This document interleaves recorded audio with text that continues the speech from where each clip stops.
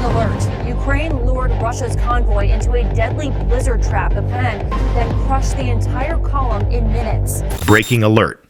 In the frozen silence of the Antofka corridor, Ukraine lured Russia's command into a deadly, months-long trap.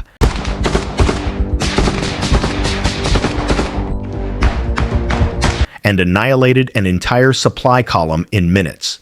At 3:12 a.m., with temperatures plummeting to -1 degree Fahrenheit, a 3-mile-long Russian convoy pushed deeper into a blizzard-choked mountain pass. They were unaware they were driving straight toward an ambush engineered by Ukrainian intelligence over nearly 4 months. In less than 20 minutes, this column, hauling more than 160,000 anti-tank mines and valued at roughly $210 million, would be completely shredded across the frozen canyon floor. The fatal mistake wasn't the ambush itself.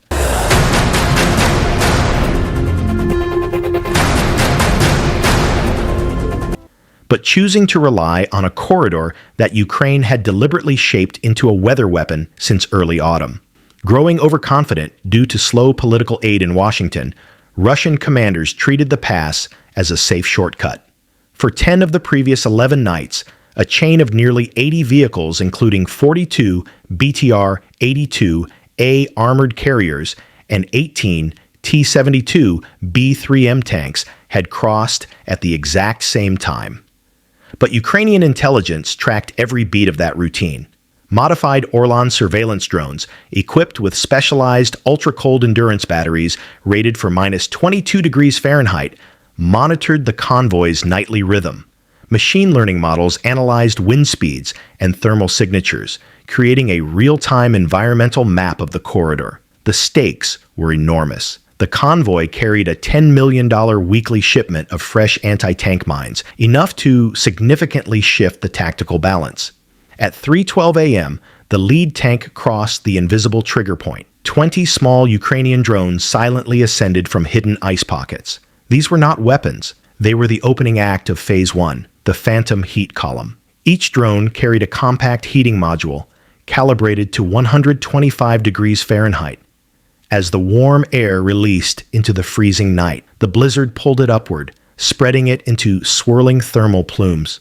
On Russian long-range radar, this artificial heat appeared as a massive phantom convoy, a dozen tanks, multiple APCs, a major reinforcement column appearing out of nowhere below the canyon.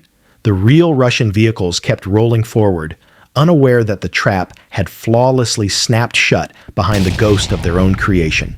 The Phantom Heat Column achieved its goal instantly. 14 miles away, the Russian radar station registered a massive thermal anomaly, triggering an urgent report to the sector commander. Russian artillery units, believing a Ukrainian armored push was forming in the storm, were immediately ordered to reposition, diverting entire batteries to face a threat that did not exist. Meanwhile, the real Russian convoy continued inching forward, with visibility dropping to barely 25 feet, and wind gusts carving ice sheets off the walls. As the convoy advanced through the choke point, pressure sensors installed 5 weeks earlier during a nighttime infiltration registered the weight of the first tanks.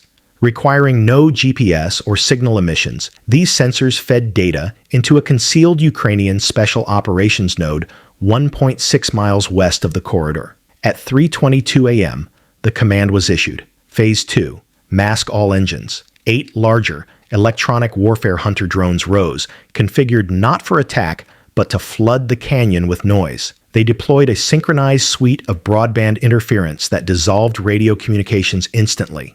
Truck drivers lost contact with tank crews, and the column became blind and mute. Ukrainian operators leveraged the canyon's natural acoustics, deploying directional speakers that replayed distorted engine noises from multiple angles, making it sound like Ukrainian armor was maneuvering on both flanks. Nerves frayed, formation discipline dissolved, and the convoy stalled. Then came the final nudge. A scout drone descended, dropping 3 thermal beacons calibrated to mimic an enemy tank idling at 145 degrees. To Russian sensors, it looked like they were about to collide with an enemy spearhead. The convoy froze instantly. The killing zone was set. For nearly 6 minutes, the Russian convoy remained an immobile knot, bunched up in the narrowest part of the corridor. From a tactical perspective, it was one continuous frozen metal target. At 3:28 a.m., Ukraine moved to Phase 3. Hidden beneath 5 feet of drifted snow, 15 Ukrainian demolition charges disguised as natural rock activated simultaneously. These were directional ice fracture explosives, designed to manipulate terrain rather than destroy vehicles. The upward blasts sent massive slabs of pre-weakened ice, weighing between 6 and 12 tons, cleaving off the canyon walls. The Russians mistook the first impacts as artillery strikes and panicked, causing one tank to skid sideways and jam the entire column. Within 30 seconds, the pass was completely blocked from both ends. A second layer of charges detonated, collapsing compacted snow and trapping the vehicles behind a 14-foot wall of frozen debris. The canyon had transformed into a sealed execution chamber. The temperature plummeted further. Inside the command node, the team leader issued the next order. Phase 4. Bring the hammer. At 3:34 a.m., 12 Ukrainian Spectre strike drones, each carrying a 38-pound shaped charge warhead designed to pierce cold, weakened armored roofs, broke through the upper cloud layer. The drones descended using the cliff faces to mask their approach, while the orbiting hunter drones fed them updated telemetry. The first drone struck at 3:36 a.m., hitting the immobilized T-72B3M near the column's center. The shaped charge punched a molten jet through the armor, igniting ammunition racks. The explosion echoed through the canyon like an amplified cannon blast, setting off secondary detonations in 2 ammunition trucks. The second wave struck within 40 seconds, creating a firewall that trapped every vehicle and ensuring no possible escape route remained. The cold intensified the destruction as fuel lines cracked and hydraulics burst. The blizzard concealed the smoke. The canyon trapped the flames, and in less than 4 minutes, the convoy's combat capability had dropped by over 70%. By 3:41 a.m., the canyon was a death chamber of fire and shattered steel. The focus shifted to Phase 5, controlled ignition. The Spectre drones had immobilized the convoy, but the cargo, the critical mine shipments, remained intact inside armored carriers. Hidden beneath a collapsed ice shelf, special operations teams activated 4 remote detonation thermal lances positioned weeks earlier. Each lance projected a 3,000-degree Fahrenheit plasma burst designed not to explode vehicles, but to cook the cargo inside. At 3:43 a.m., the first lance fired a jet of orange plasma into a BTR carrying high-density mine crates. The armor glowed red and breached. The mine's chemical fuses warped and ruptured, rendering them unusable without triggering a chain reaction. The remaining Spectre drones shifted into a containment pattern, scanning for heat signatures of survivors attempting to regroup, while the hunter drones resumed jamming. By 3:46 a.m., secondary flare-ups ripped through the central section.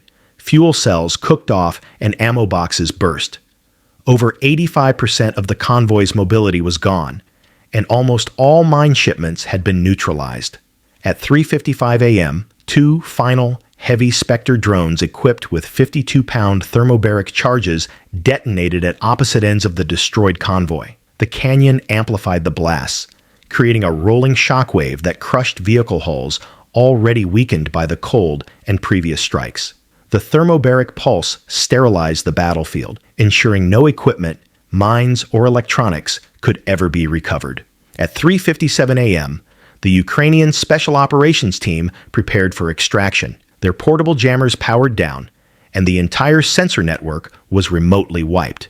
By 4:02 a.m., the team had vanished into the storm, their tracks quickly buried by natural winds. The dawn revealed a scene of total mechanical extinction.